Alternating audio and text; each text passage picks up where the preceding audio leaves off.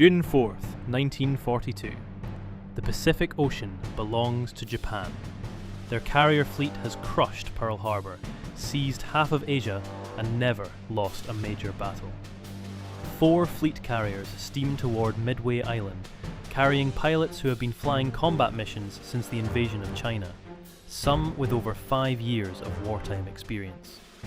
The Americans have nothing that comes close. But in less than 24 hours, one American dive bomber pilot will put 2 bombs into 2 separate carriers, and Japan's naval supremacy will split open and sink in flames.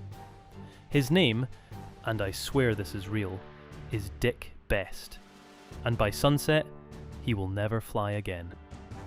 But to understand how one man could shatter an empire's naval power in a single morning, you need to see what Japan had built, and why America was hours away from losing everything. Japan's supremacy wasn't luck, it was engineering. By December 1941, their first air fleet, Kido Butai, could launch a combined strike from 6 flight decks in 15 minutes. 6 carriers, operating as one fist. That speed, that coordination, it was a weapon no navy on Earth could match. Pearl Harbor wasn't just a surprise attack, it was proof. Carriers, not battleships, were now the decisive weapon. Japan had demonstrated they could project naval air power with precision across ocean distances. But Pearl Harbor was just the beginning. In the months after, Japan used that carrier power to seize territory, neutralize Allied positions, and dictate the war's tempo. They were playing modern carrier warfare at full speed, while America was still trying to recover, train, and adapt. By June 1942, Japan's confidence wasn't arrogance, it was earned. Now they wanted Midway, a tiny atoll sitting 1,300 miles northwest of Hawaii. Control Midway, and Japan extends its defensive perimeter deep into the Central Pacific. Control Midway, and they threaten Hawaii itself. But more than that, Japan believed seizing Midway would draw out America's remaining carriers and destroy them. It was a trap, and a stepping stone rolled into one. Japan committed 4 fleet carriers, Akagi, Kaga, Soryu, and Hiryu, under Vice Admiral Nagumo. These weren't just ships, they were systems, trained deck crews, veteran pilots, coordinated strike doctrine. Losing one would hurt, losing all 4 would shatter the offensive engine that had driven Japan's entire Pacific strategy. But America wasn't ready. The US had fewer carriers, greener pilots, and was still reeling from Pearl Harbor. Codebreakers had given them one advantage. They knew the Japanese were coming. That intelligence created a narrow window, a chance to ambush. But if the strike failed, if the carriers survived, Japan would finish what they started at Pearl Harbor. The plan was simple: find the carriers, hit them before they could launch, and pray the bombs landed. But there was a problem. A carrier isn't just a ship, it's a floating airfield packed with fuel, bombs, and aircraft. And on the morning of June 4th, Japan's carriers were loaded guns, waiting to fire. The morning of June 4th, 1942, wasn't Dick Best's first time over enemy carriers. It was the moment his entire career had been building toward. Best wasn't some lucky junior pilot. He graduated from the US Naval Academy in 1932, earned his wings at Pensacola in 1935, and spent the next 7 years becoming exactly the kind of aviator the pre-war Navy quietly relied on. Highly trained, procedural, and obsessed with proficiency. He flew fighters first, Fighting Squadron 2, the Flying Chiefs, where he learned deflection shooting, approach geometry, and how to read a chaotic sky in seconds. But Best made a decision that defined him.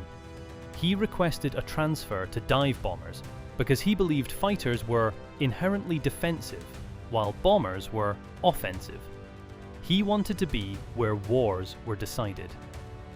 By Midway, Best had logged roughly 2,700 flight hours and over 300 carrier landings. He'd flown combat strikes in the Marshall Islands, Wake, and Marcus, raids where the US Navy was still learning how to strike, recover, and survive while outnumbered. That experience taught him something critical. In carrier warfare, timing and target selection matter more than raw courage. Miss the window, and the enemy launches. Waste bombs on the wrong target, and the battle slips away. But Best wasn't just a skilled pilot. He was the commanding officer of Bombing Squadron 6, VB6, aboard USS Enterprise. That role mattered because dive bombing isn't a solo act. It's a formation discipline requiring synchronized roll-ins, target deconfliction, and split-second decisions under fire. Squadron commanders don't just fly, they read the battlefield, assign targets, and make calls that can change the outcome of an entire engagement. And on June 4th, Best was about to make the most important call of the Pacific War. Because the carriers he was diving toward weren't just ships.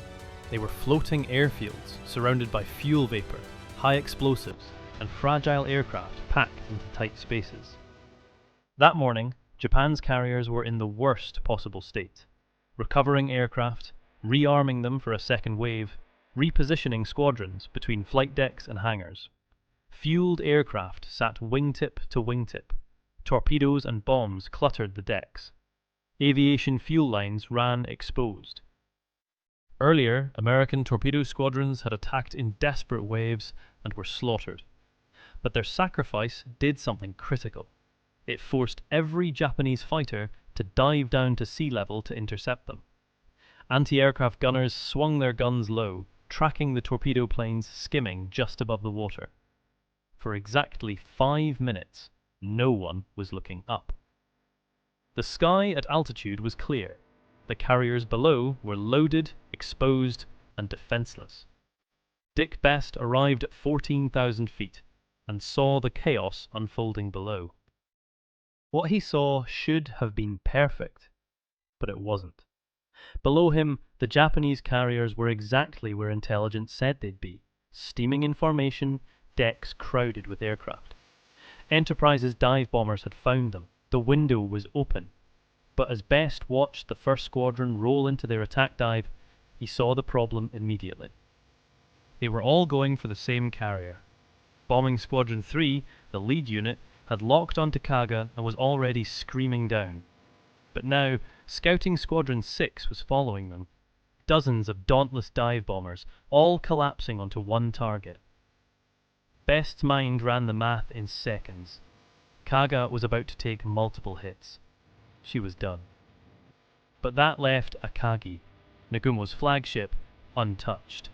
Still operational, still capable of launching a counter-strike. He had maybe 3 seconds to decide. Best broke formation.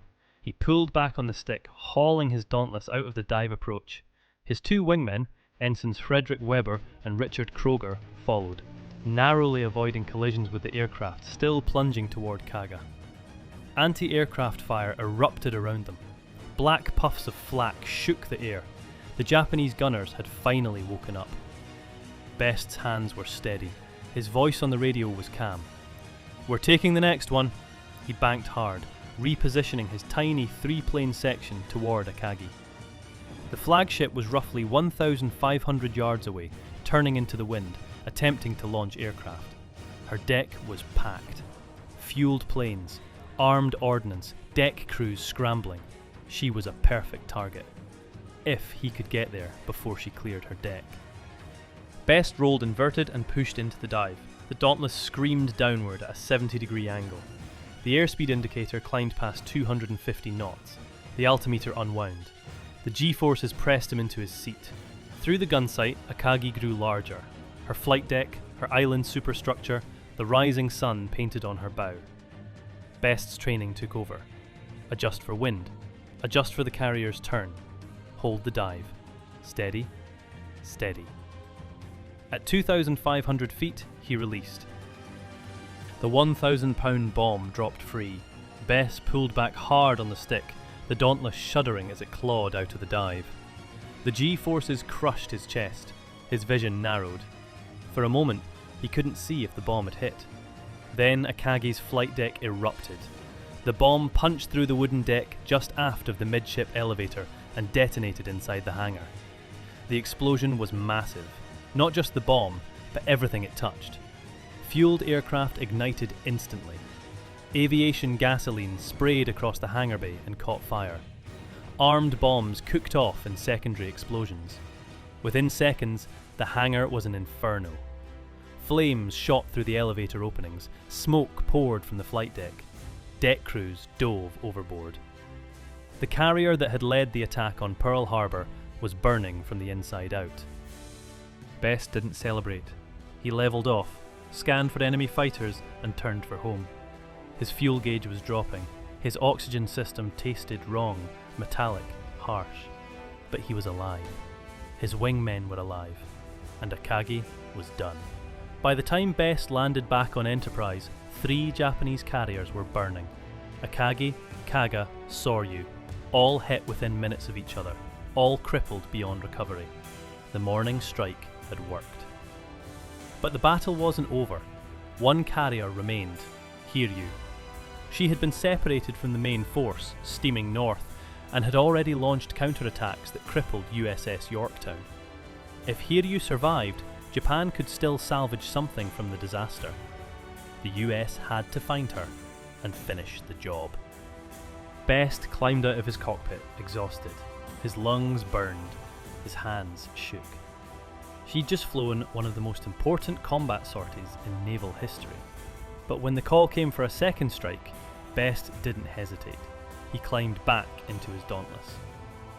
The afternoon strike launched under heavy opposition. Hiryu's escorts knew the Americans were coming. The anti-aircraft fire was withering, far worse than the morning. Fighters swarmed. But Best led his squadron through the chaos, rolled into another dive, and put his second bomb into Hiryu's flight deck. 2 carriers, 1 day. When Best landed the second time, he could barely breathe. His chest felt like it was on fire. He stumbled out of the cockpit and collapsed.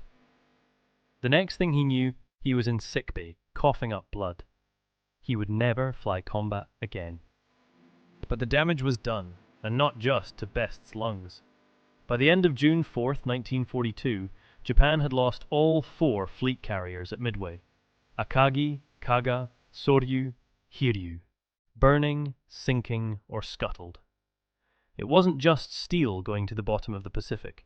It was the entire offensive engine that had driven Japan's strategy since Pearl Harbor. Trained deck crews, veteran pilots, the institutional knowledge of how to launch, coordinate, and sustain carrier strikes across ocean distances. You can build a new hull in a year. You can't rebuild that experience. And Dick Best's decision, redirecting to Akagi when targeting confusion risked leaving her operational, ensured those carriers were disabled nearly simultaneously. If Akagi had survived even 30 more minutes, she could have launched aircraft, coordinated counterstrikes, or repositioned defenses. Carrier warfare rewards the side that keeps flight decks functional. Best's hit removed that possibility. Before Midway, Japan could plan offensives assuming it had superior carrier striking power. After Midway, Japan was forced onto the defensive. The US didn't win the war that day, but it won the ability to go on offense. 2 months later, American forces landed on Guadalcanal.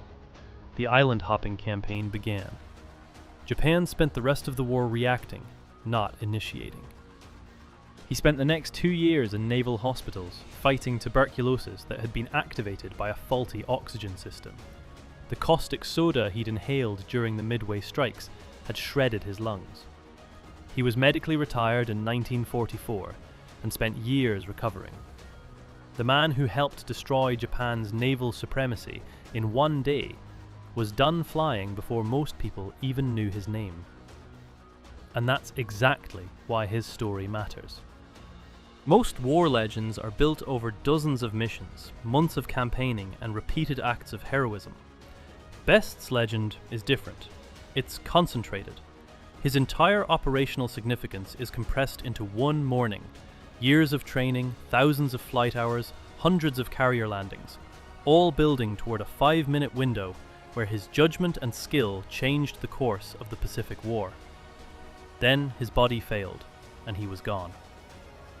Midway is often remembered for codebreakers, for the sacrifice of torpedo squadrons, for the miracle of timing. All of that is true, but miracles need execution. Intelligence creates opportunities, sacrifice opens windows.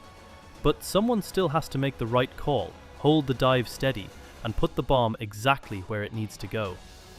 Dick Best did that, twice, in one day. He wasn't the only hero at Midway. He didn't win the battle alone, but he struck the hinge, the moment when Japan's carrier supremacy could have survived, or could have shattered. His decision to redirect to Akagi, his precision under fire, and his willingness to fly a second mission under heavier opposition turned a narrow tactical window into a strategic collapse. 1,000 decisions won Midway, but one of the sharpest belonged to Dick Best at the exact moment Japan's supremacy could still survive. And by sunset, both the supremacy and the man who destroyed it were gone.